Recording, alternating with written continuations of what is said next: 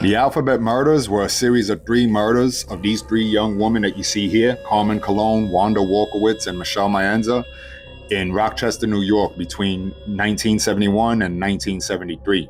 Each victim was 10 or 11 years old at the time that they were killed, and they were all strangled and essayed. And each one of them, their first and last name began, obviously, as you can see, with the same letter. And also, another strange anomaly to this case was that they were all found in a town or village that began with the letter of their names. So the first one was Carmen Cologne on November 16th, 1971. She was the first of the three victims. She had gone to a pharmacy to pick up a prescription for her grandmother. And when she was told that the prescription wasn't ready, the store owner recounts her saying that, I gotta go, I gotta go. And he then saw her get into a car. She left the store and he saw her get into a car that was parked close by, a dark colored car. She was spotted. This is a very tragic part because she was spotted by dozens of drivers on I-490 and she was half naked from the waist down. And she was running from a dark colored car going in reverse, trying to apprehend her. And not one motorist out of the dozens that witnessed this, and she was trying to flag people down. She was trying to stop any call for help, but not one person stopped to help Carmen. And she was found 2 days later by two boys in a village close to a village called Churchville. She had fingernail scratches all over her body, and she had a fractured skull and fractured vertebrae. 17 months later, the next victim on April 2nd, in 1973 was 11-year-old Wanda Wolkowitz. Just like Carmen, Wanda disappeared from a store that she also was running errands at for her mother. And she was seen by some classmates walking away from the store, and she had some bags of groceries with her that she was struggling to get a grip on, so she was putting them against a fence, the classmates said. And when they saw her doing this, they just as they saw her doing this, a brown car was driving by her. This is something that stood out to them. She was found by a police officer the following day at the bottom of a hill in a town called Webster. And in her autopsy, it revealed that she was also essayed and strangled. She was redressed before she was dumped where the police had found her.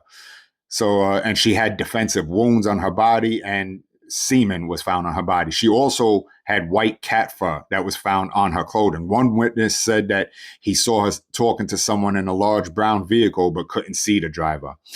And 7 months later, on November 26th, in 1973, 11-year-old Michelle Maenza went missing after she didn't come home from school. Her mother reported her missing. A witness said that they saw Maenza sitting in a passenger seat of a beige or tan-colored car that was traveling at high speeds. And they saw the child, who they believed to be Michelle Maenza, crying. She was crying in the passenger seat of this car. And another witness said that they saw a man with a beige or tan vehicle that was with a flat tire parked along Route 350 and in the town of Warwick. And he was holding a girl that the witness said matched the description, later said matched the description of Michelle Maenza, and he believed it to be Michelle. He saw this man holding the girl, and the man pushed the girl behind his back when the witness stopped to ask if they needed help. He also noticed that the man purposely went in front of his license plate to obscure it, to hide the license plate number from view. And he said that this man gave him such a menacing look that he felt compelled to walk away. This witness also, another witness who possibly could have done something, but he didn't even bring police back. He didn't tell anybody about it until later on. Who knows if it could have done something to help Michelle Maenza. But on November 28th, Michelle Maenza was found face down in a ditch along a rural road in Macedon, again, a town starting with the letter of her name. Her autopsy revealed that she had extensive bruises and blunt force trauma all over her body. She also, like the other girls, had been essayed and strangled from behind, possibly, it said, with a thin rope. So And also, like Wanda Walkowitz, white cat fur was found on Michelle Maenza's uh, body and her clothing.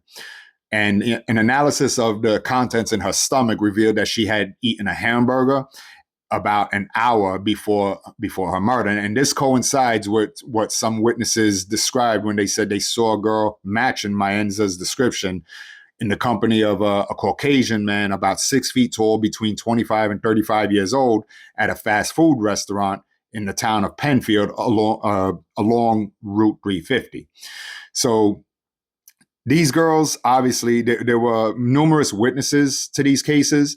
And like I said, who knows if any of these, in the first case of Carmen Colon, I don't know why not one person would help this girl after dozens of people saw a little girl on the interstate, half naked, running away from a vehicle. Not one person stopped to help this girl, and she was trying to flag cars down. And then you have the other two cases where there were also witnesses, and not one person did anything about it. Rest in peace to these girls. This is a case that not too many people know about. Just wanted to bring it to your attention. These are the cases known as the Alphabet Murder.